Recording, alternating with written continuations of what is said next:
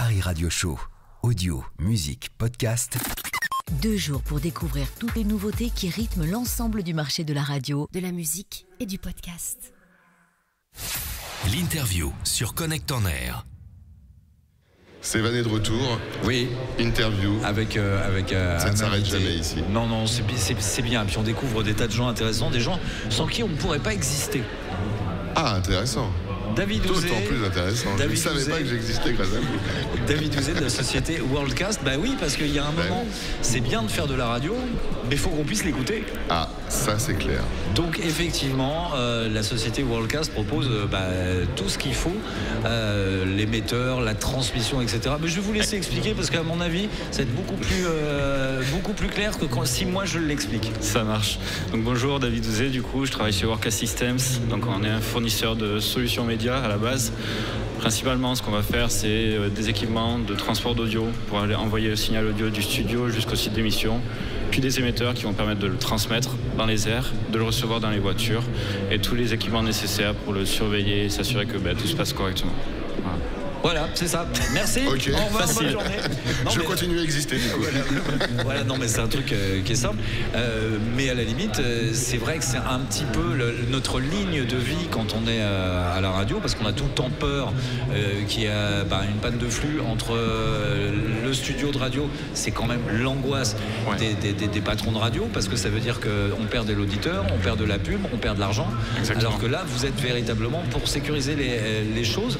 Donc entre le point d'émission et le point de diffusion, en gros, entre le studio radio. et Voilà, donc là je suppose qu'il y a des connexions multiples et sécurisées, c'est-à-dire que vous n'en avez pas juste avant, c'était le faisceau hertzien.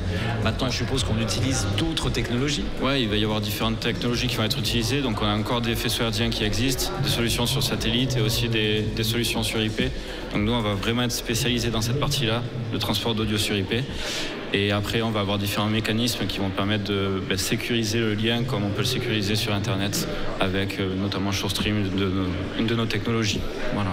D'accord, c'est-à-dire que si la liaison IP tombe, il y en a une autre qui prend le relais aussitôt pour que ça ne s'interrompe jamais. Oui, puis on va envoyer plusieurs fois les données, ce qui va permettre de les dupliquer à l'arrivée, de récupérer celle qui est arrivée. Si on en perd, c'est pas grave, on a un deuxième flux. Et du coup, on a tout le temps l'intégrité de la donnée qui est reçue sur le site d'émission. Donc, toutes mes données sont arrivées sur le site d'émission. Maintenant, le site d'émission, il faut le surveiller aussi. Ouais. Ça fait partie de vos tâches. Ouais.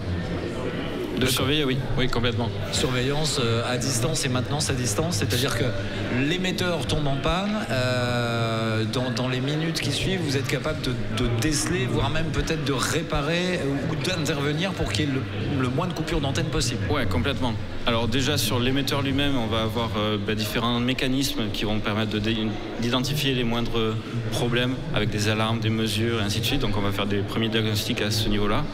On va également avoir des équipements de surveillance de signaux RF. Donc on va un peu de la même façon qu'un auditeur qui va avoir un poste de radio, qui va écouter la radio. Dès qu'il va y avoir un problème, il va l'entendre. Là, on va avoir des équipements qui vont simuler ce comportement-là. Donc c'est des équipements de surveillance FM, de surveillance DAB, qui vont mesurer le signal, analyser le signal. Dès qu'il y a un problème, ils vont déclencher des alarmes qui vont remonter après dans des centres de supervision avec des outils de supervision globaux qui vont permettre de s'assurer que tout fonctionne bien et dès qu'il y a un problème, de le remonter aux bonnes personnes pour le réparer. Avec des niveaux d'alarme, j'imagine, en fonction avec différentes du nombre sévérités d'alarmes qui suivent. Il y en a qui arrivent à partir toutes seules, par exemple. Ouais, c'est ça. Ouais. Mais quand on est en code 5, alors là, il faut envoyer l'armée, tout ça, il se passe un truc. Là, David est devant l'émetteur, là. Ah bah oui, il est devant avec la boîte à outils ici. Avec une goutte de sueur ici. Donc là, on parle d'émetteurs FM, mais pas que. Vous faites tout. Alors nous, tout le mode de diffusion, j'ai envie de dire. Alors nous, on va être dédié sur la FM pour les émetteurs. Après, on va avoir des technologies, des équipements qui vont s'adapter à d'autres technologies, notamment le DAB pour la surveillance. Mais on est vraiment très centré sur la FM pour la partie émission. Alors il y a un truc, je vais dire un truc qui va faire hurler tout le monde. La FM n'est pas morte. La FM n'est pas morte. Non, parce que c'est vrai que c'est quelque chose qu'on entend énormément. On en a un petit peu parlé hier avec, c'est dans quel pays? L'Allemagne, où ils veulent le retirer? C'est en Suisse déjà, ils l'ont fait. Mais l'Allemagne, ils veulent y venir. En revanche, en France, on est quand même un petit peu loin de Alors l'Allemagne, ils veulent y venir, oui. Enfin, ils veulent, c'est pas qu'ils le font, c'est ça. Mais voilà, il y a plutôt des signaux qui sont à continuer à faire de la FM en Allemagne. Et même en France, on a du DAB qui commence à se déployer, mais on a quand même des gros investissements sur la FM. Et à travers le monde, on voit qu'on a plutôt tendance à continuer à investir sur la FM plutôt qu'arrêter la FM.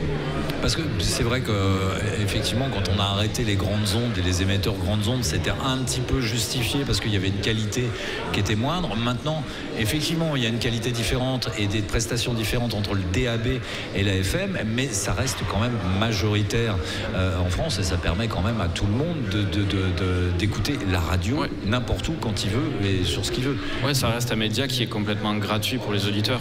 Il suffit d'avoir une voiture, on a tout le temps un poste de radio FM. Chez soi, on a tous des postes et c'est complètement gratuit, pas comme Internet par exemple, où on a besoin de payer tous les mois, ou même en DAB où on a besoin d'acheter des nouveaux récepteurs. L'avantage de la FM, c'est vraiment ça, c'est la gratuité pour tout le monde. Et d'ailleurs les nouveaux récepteurs sont tout le temps, ils font généralement les deux. Ce qui a tendance à dire, voilà, les deux peuvent vivre ensemble. Effectivement, j'ai envie de dire que c'est le DAB, c'est la FM enrichie quelque part. C'est quand on a la possibilité de le faire, on apporte le petit plus. Mais j'aurais tendance à dire que la FM, elle est pas morte. C'est un petit peu la même chose qu'on a vécu avec l'arrivée du CD, où on a dit que ça allait tuer le vinyle. Avec l'arrivée du MP3, on a dit que ça allait tuer le CD. Puis en fin de compte, tout revient, voire même les cassettes reviennent.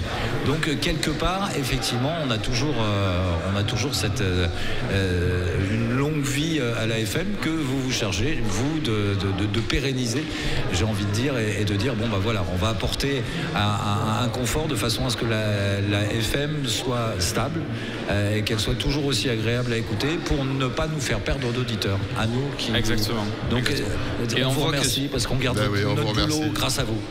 Dernière question avant de vous quitter, là c'est la fête de la radio, les alertes, vous les avez changées de couleur, vous faites des trucs un petit peu sympathiques, ça clignote dans tous les sens pendant la fête de la radio. J'ai pas compris, désolé.